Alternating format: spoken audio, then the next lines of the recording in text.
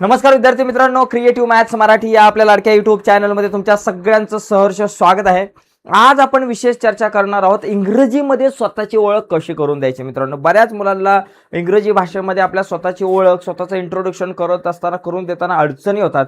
तर ही इंट्रोडक्शन एकदम साध्या सोप्या भाषेमध्ये आपल्याला कसं करता येईल यावर चर्चा करायची आहे. आता हे इंट्रोडक्शन आपल्याला बऱ्याच ठिकाणी उपयोगी पडतं. कॉलेजमध्ये, शाळेमध्ये कोणी सुद्धा आपल्याला एखादं विचारलं स्वतःबद्दल माहिती लिहा, कधी कधी एखादी ओरल एक्झाम असते तिथं प्रश्न विचारला जातो. तर ते आपल्या स्वतःचं इंट्रोडक्शन आपण कसं करून दिलं पाहिजे यावर चर्चा करूयात. तर जाऊयात पटकन पुढे जाण्याच्या अगोदर आपला चॅनल तुम्ही सबस्क्राईब नसेल केला तर पटकन चॅनल सबस्क्राईब करा आणि त्या बाजूला असलेलं बेलचं बटन झटकन दाबा, म्हणजे मी अपलोड केलेल्या प्रत्येक नवीन व्हिडिओची नोटिफिकेशन सगळ्यात अगोदर तुमच्यापर्यंत पोहोचेल.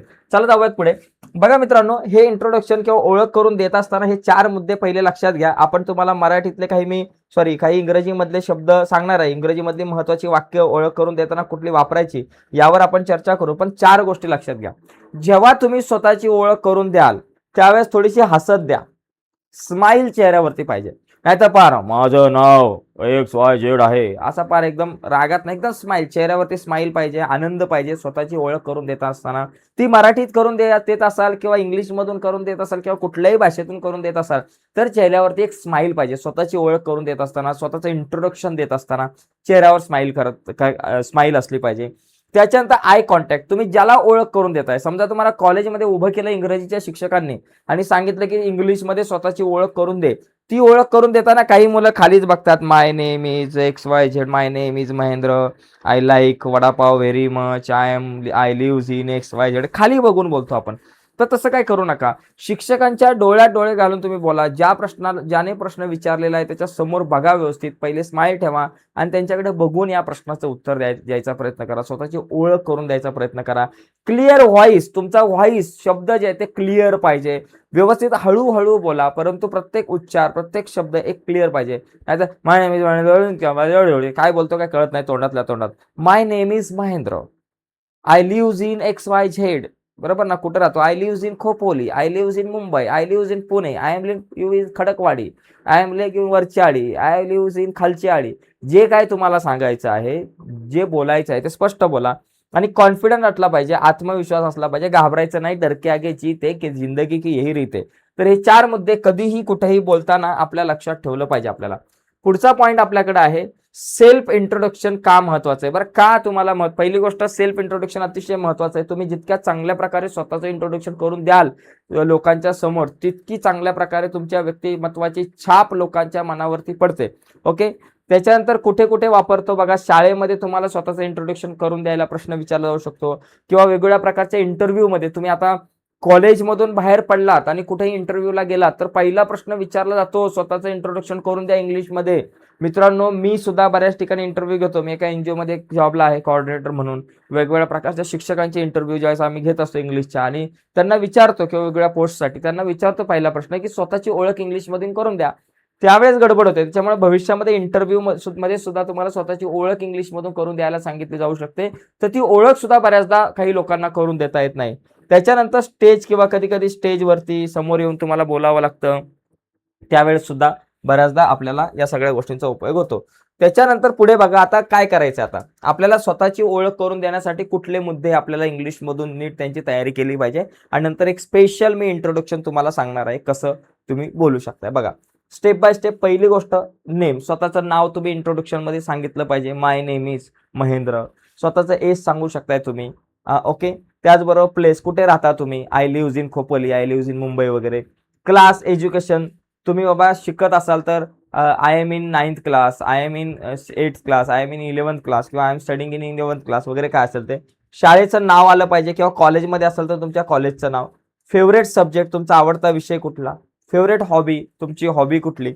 आणि फेवरेट तुमचा एम काय, गोल काय, टार्गेट काय, या सगळ्या आयुष्याचं ध्येय काय आहे तुमच्या. या सगळ्या गोष्टी जर आल्या इंट्रोडक्शन मध्ये तर खूप चांगलं आहे. काही मुलं फक्त माय नेम इज, संपला विषय, एवढंच सांगतात. माय नेम इज महेंद्र. त्याच्या पुढे बोलताच येत नाही. त्याच्या पुढे एज सांगता येत नाही. त्याच्या पुढे कुठं राहतो हे सांगता येत नाही. क्लास कुठला हे सांगता येत नाही. सांगता आलं तर ती वाक्यरचना तयार करता येत नाही. आता बघा इंट्रोडक्शन कसं असावं ते बघा, इथं तुम्हाला स्क्रीनवरती दिसतंय. या पद्धतीनं आपण इंट्रोडक्शन करू शकतो. सगळ्यात पहिली गोष्ट, मी तुम्हाला काय म्हटलं, नाव असलं पाहिजे. हॅलो, हॅलो बोला. Okay. Hello, my name is Rahul असं स्वतःचं नाव सांगा एकदम साध्या सोप्या भाषेमध्ये. My name is Rahul, my name is Sachin, my name is Ajay, my name is Rahul. My name is काय असेल ते सीता, गीता, बबिता, जे काय नाव असेल ते तुम्हाला सांगायचंय. I am 13 year old and I live in Pune. I am 13 year old, I live in Pune. 13 च्या ऐवजी बदलेल, I am 16 year old, I am 17 year old, I am 15 year old and live in Pune. पुणेच्या ऐवजी I live in Mumbai, I live in Khopoli, I live in Lonavala, I live in Karjat, I live in Tamil Nadu, I live in Maharashtra. महाराष्ट्राच्या बाहेर जर कधी गेलात, introduction विचारलं तिथं तर आय लिव्ह इन महाराष्ट्र वगैरे तुम्ही म्हणू शकताय. कुठे राहतो ते लिहायचं. म्हणजे पहिलं तुम्ही लिहिलं माय नेम इज राहुल आणि I am 13 year old, 16 year old जे काय असेल ते लिहायचं आणि त्याच्यानंतर I live in Pune, Mumbai जिथं कुठं राहतात ते तुम्हाला लिहायचं आहे. I study in class 8th in ZP school. बघा, आय स्टडी किंवा I am studying in class, I am studying in class कुठल्या क्लासमध्ये तुम्ही बाबा शिकता किंवा आय स्टडी, चला I study in class 8th किंवा I am in class 8th in ZP school. तुमच्या शाळेचं नाव इथं लिहायचं बाबा, तुमची कुठली शाळा आहे त्या शाळेचं नाव झेडपी स्कूलच्या ऐवजी वेगळं काहीतरी. किंवा I study in class 11th in Adarsh college, Adarsh junior college Khopoli किंवा अशा प्रकारे काय लिहू शकताय. There okay, there are 4 members in my family. तुमच्या फॅमिली विषयी पण लिहू शकता. There are 4 members in my family. माझ्या फॅमिलीमध्ये 4 मेंबर्स आहेत. My favourite subject is English and I also like mathematics. तुमचं फेवरेट सब्जेक्ट लिहा.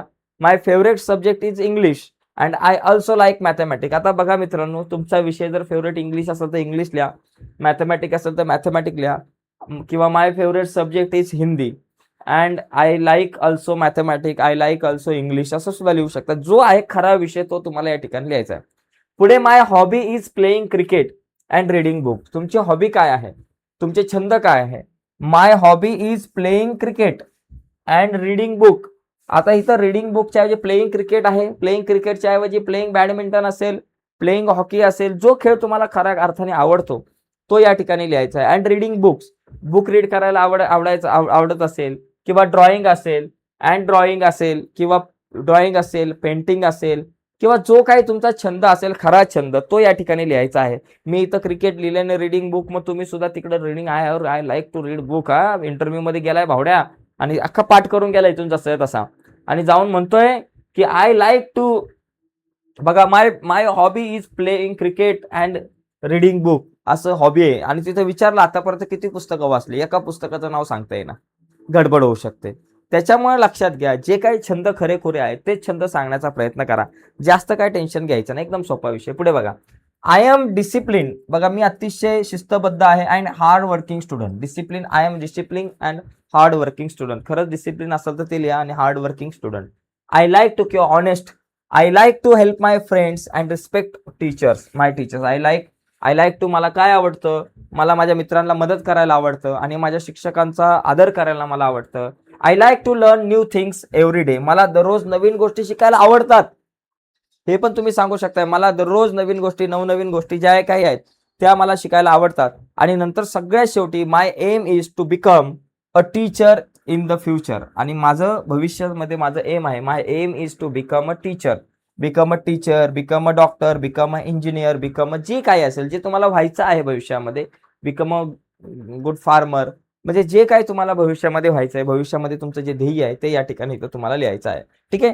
तर आता तुम्हाला एक एक्सरसाइज आहे, तुम्ही काय करायचं, इथलं नाव बदला, इथलं वय बदला. आता तुमच्या स्वतःसाठी इंट्रोडक्शन तुम्ही लिहा. वही काढा, पेन काढा आणि जसं हे इंट्रोडक्शन मी तयार केलंय इथं, आता हे राहुलच्या संदर्भातलं इंट्रोडक्शन होतं, तसं आता तुमच्या स्वतःच्या बद्दलचं एक इंट्रोडक्शन तुम्ही वहीमध्ये तयार करा आणि ते तयार केलेले इंट्रोडक्शन तुम्ही पाठ करा मित्रांनो, पाठ करा आणि ते आपल्या मित्रांना बोलून दाखवा. कॉलेजला जायच्या आत किंवा पुढच्या वर्षाच्या आत तुमचं हे पाठ झालं पाहिजे. अशा प्रकारे मित्रांनो आपण इंट्रोडक्शन कसं करायचं ते पाहिलेलं आहे. आजच्या चर्चेमध्ये आपण इथंच थांबूयात. पुढच्या व्हिडिओमध्ये आपण आणखी नवीन एका इंग्लिश कम्युनिकेशन स्किलच्या अनुषंगाने एका नवीन काही कन्सेप्टवरती चर्चा करूयात. तर आज आपण इथेच थांबू. बाय मित्रांनो, धन्यवाद सर्वांना.